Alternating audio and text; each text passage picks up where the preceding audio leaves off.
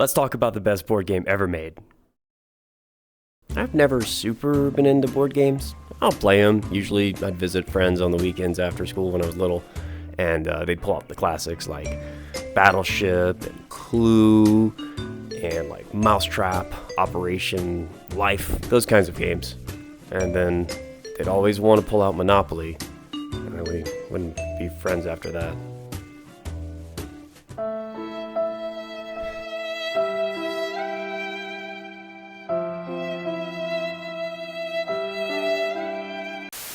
Anyway, when I was a kid, I was walking in the toy section at Walmart, and I came across a box for this fantasy game called HeroQuest.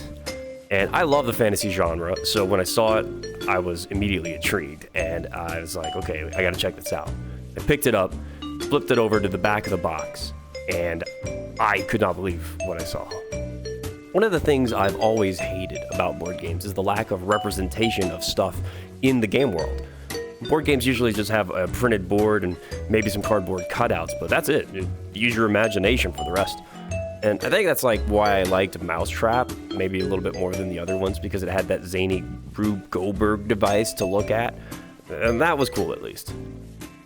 But HeroQuest had tons of 3D pieces, 71 to be exact.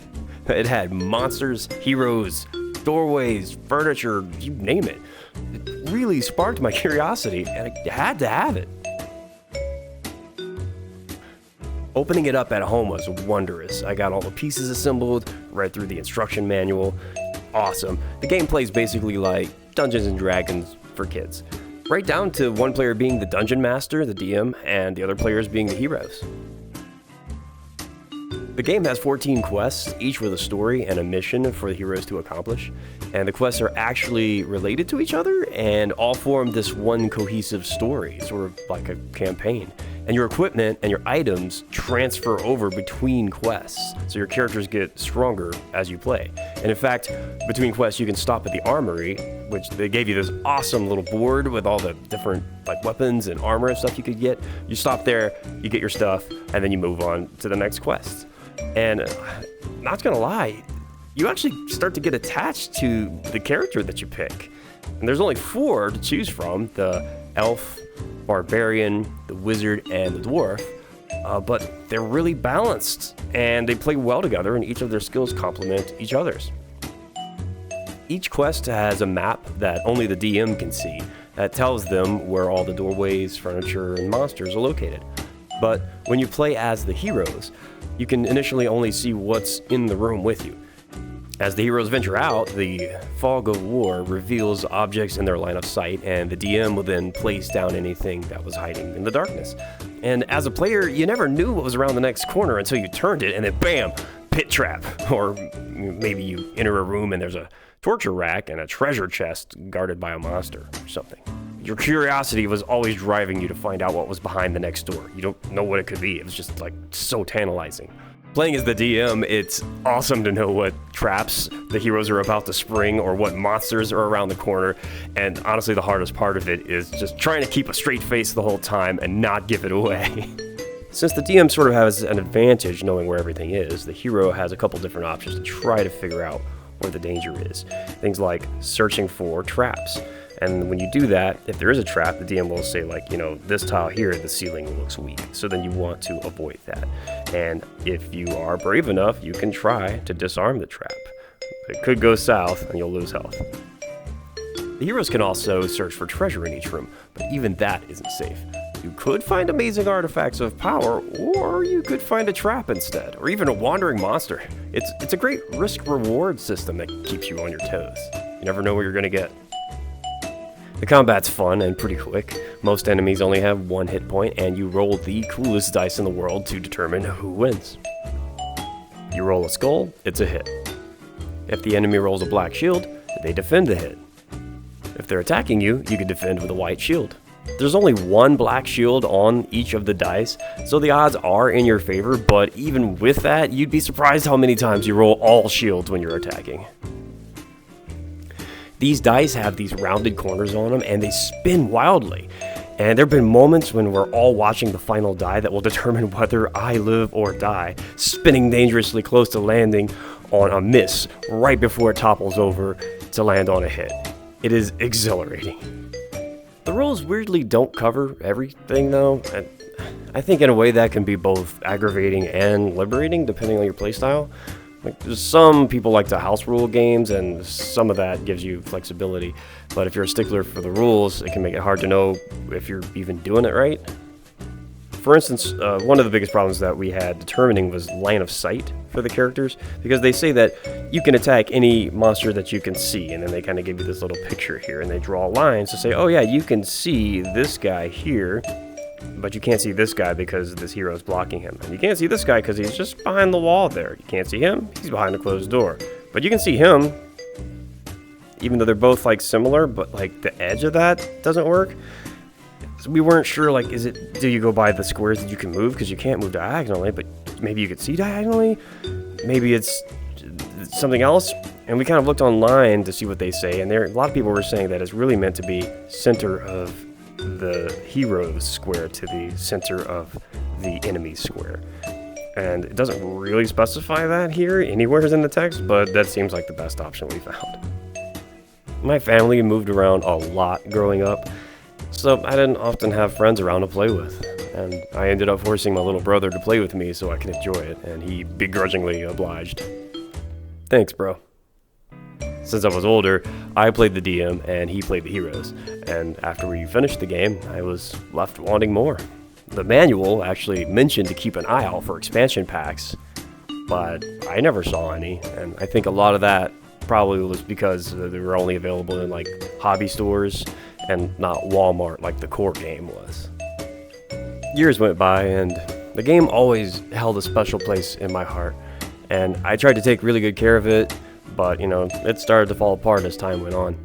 And I'd hoped for maybe a re-release or something so I could have a fresh copy, or even better, a remake would be amazing, but I was pretty sure they'd never do that.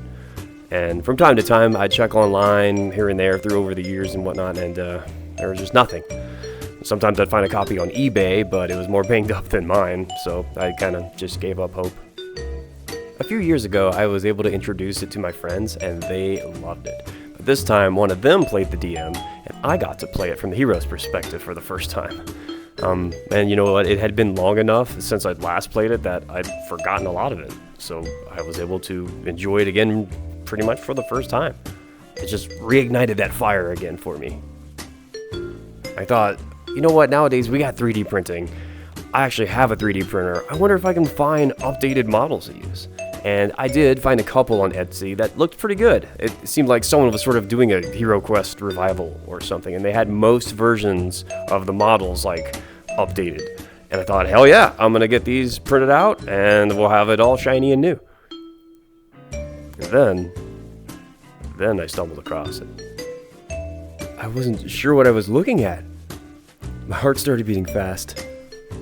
I couldn't breathe. I was screaming. Hasbro was re-releasing a ground-up remake of the game. It had all new sculpts for the models, updated art, the works. And not only that, they were remaking 2 of the expansions I never got to play. My inner child went into orbit.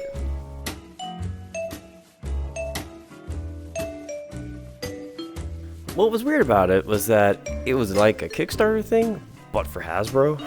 Apparently they needed $1 million to get the project funded, and I think they hit something like $4 million by the end of it. However, by the time that I had found out about it, it'd already been funded and none of the tiers were available. Which was cool, because that meant at least we were all getting HeroQuest. But, you know, I still missed out on the exclusive goodies.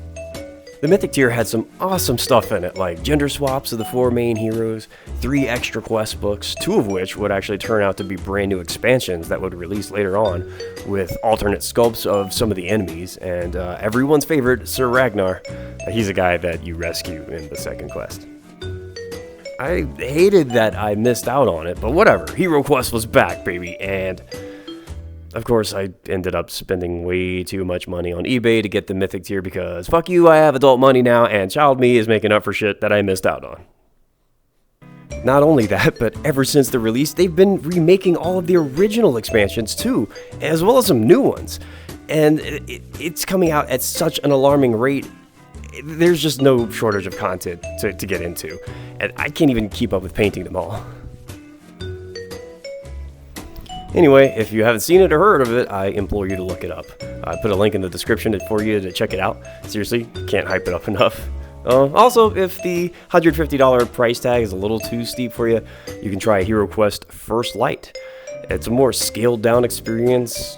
Like most of the pieces are cardboard standees rather than 3D models, but you do get some neat stuff that's not in the base game, like a unique hero model, a double-sided board, and exclusive quests. And that alone makes worth getting it, even if you've already got the base game.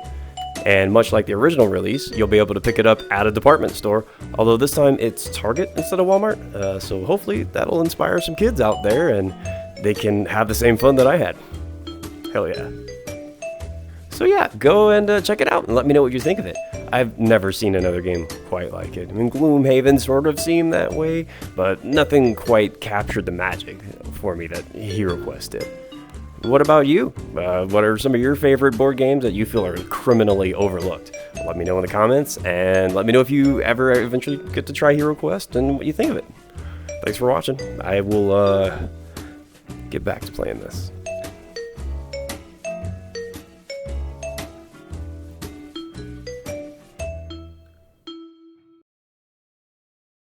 Not only that, but since its release, they've been remaking all the expansions of the original game as well.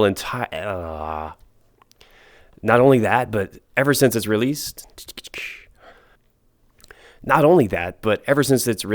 they've been remaking all the original. Okay, Jesus Christ.